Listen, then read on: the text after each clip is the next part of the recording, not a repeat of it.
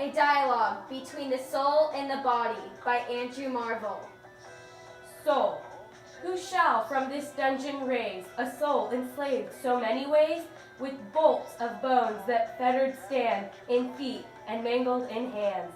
Here blinded with an eye, and there deaf with the drumming of an ear, a soul hung up, as 'twere in chains of nerves and arteries and veins, tortured beside each other part, in a vain head and double heart.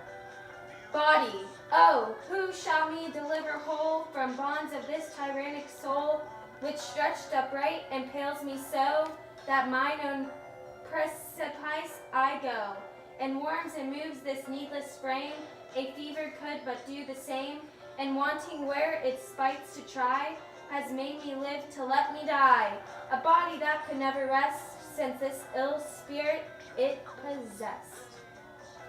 Soul. What magic could me thus confine, within another's grief to pine?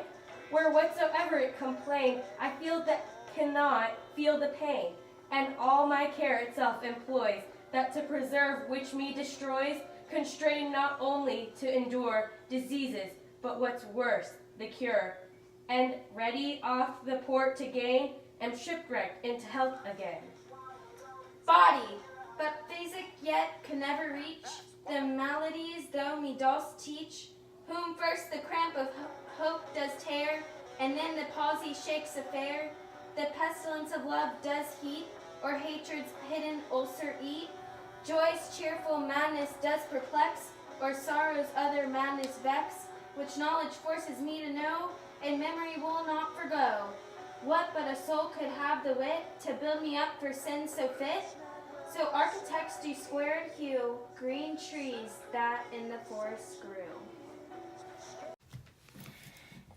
This poem has a poetic or lyrical tone because every two stanzas rhymes, like raise, ways, there, air, try, die, etc. Some diction that helps present the tone is pain, dungeon, chains, destroys, tortured, madness. It all reflects his inner battle, which is a main theme of this poem. Some attitude words I could have pointed out were earnest, contemplative, reflective, and solemn. Line 20 says, has made me live to let me die. It is emotional, yet it kind of has a bit of disconnection. I feel like he's in the acceptance stage of the grief cycle.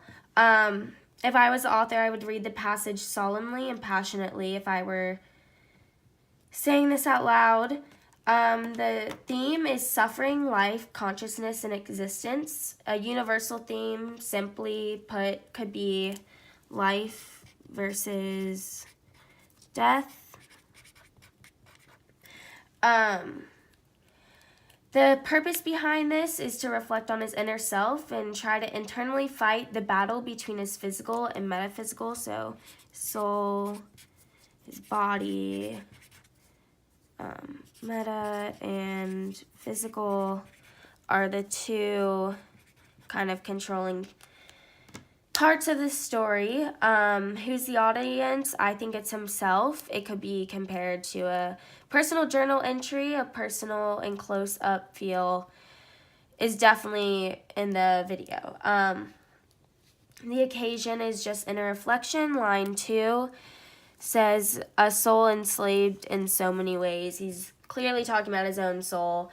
Line 27, I feel that I cannot feel the pains.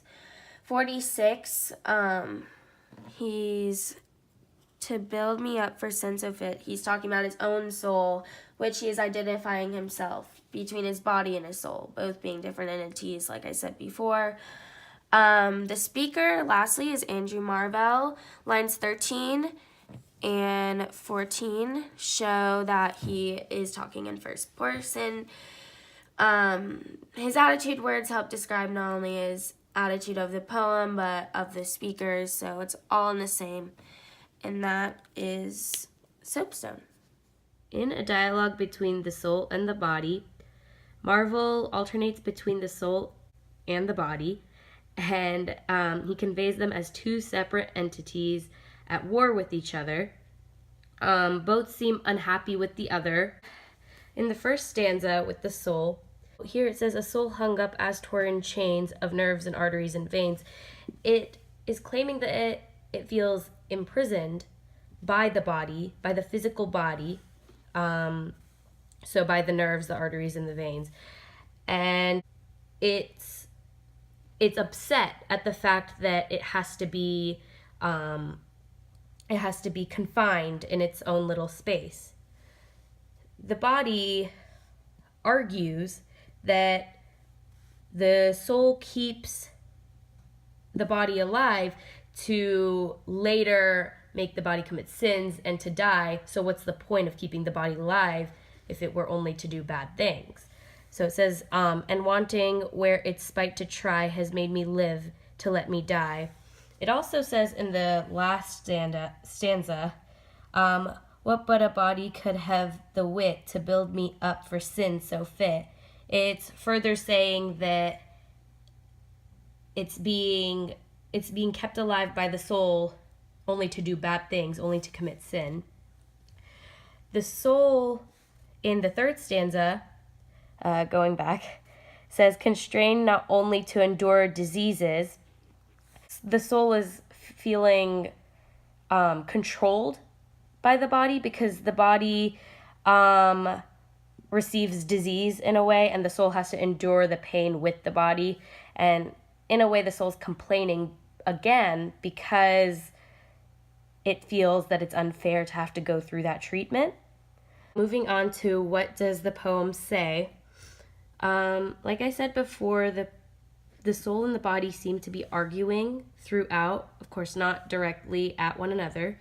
The mood of this poem is anger and sadness. Many negative emotions are being passed through this poem.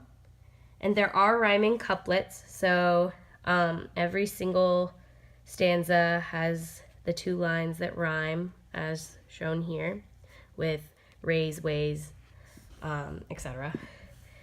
And some of the themes and ideas in this poem include suffering, confinement, and existence.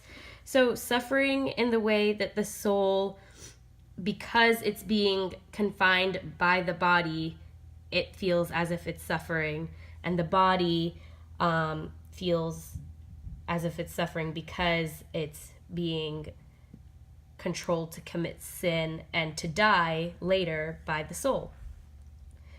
The confinement was explained before, when the soul feels imprisoned. And existence is just the idea of life and death in this poem, and how it's being incorporated into each of their arguments. And then what does the poem say to me? So I feel this poem not only talks to me, but every other teenager out there. I feel like at least once in every teenager's life, they feel imprisoned in their home and want to get out. And so in that way, we kind of resemble the soul, while the body is, I guess, our parents or our guardians or whoever is making us do certain things. And any time anyone's ever felt feelings of anger, sadness in a tough situation. And that's it. Thank you.